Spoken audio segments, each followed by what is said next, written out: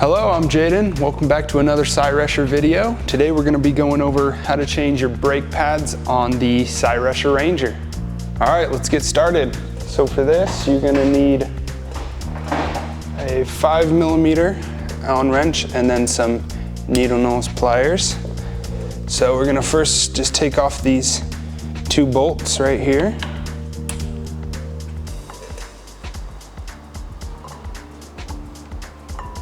Okay, now that we got the bolts off, you can take the brake pads and basically there's a pin that holds them in, so we just need to bend that out a little bit to get that out. And then you can just pull that pin out. And make sure you don't lose that either. And then you can just push the brake pads through. And we got them out. Now that we got your brake pads out, we're gonna wanna check if they actually have any life. You can check to see if they're glazed over or how much of the actual pad is left. You can kind of look at it from the side and tell. We'll have a link down below of the brake pads we use, or you can also reach out to us. Any questions about that? These are also what the Ranger brake pads are gonna look like. Some of the other models have different kinds of brakes, so they might use a different set of brake pads. Okay, these brake pads are actually pretty bad, so we're gonna replace these with some new ones. Okay, now that you got your new brake pads here, sometimes they come zip tied, so you just wanna clip that zip tie, and it actually comes with a new pin, so make sure you don't wanna lose that. And then you're gonna basically reverse the whole process and take your new brake pads and fit them up in.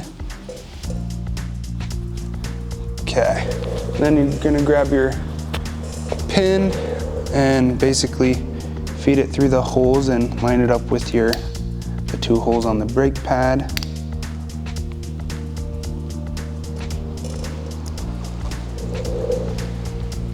And then you're gonna grab your needle nose pliers and just bend the end of this. This basically just keeps that pin in there so your brake pads don't go falling out.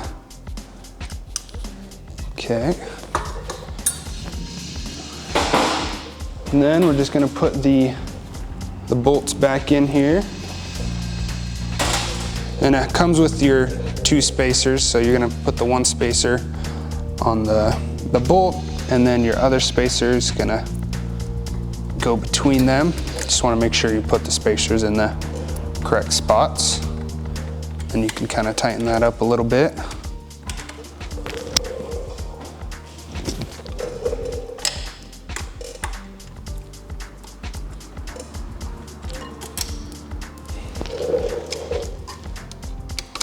Tighten them up a little bit. You don't want to tighten them all the way because we might have to do some adjusting to make sure it's in the right spot so we don't get some noise from the brake pads.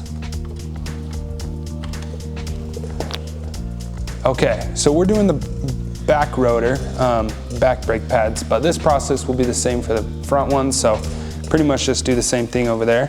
Now that we've got it partially onto the actual bike, we're gonna make sure it's straightened so we don't get any noise or rubbing. To do that, basically you're gonna squeeze the back brakes pretty hard, and then you're just gonna tighten both of the sides all the way tight.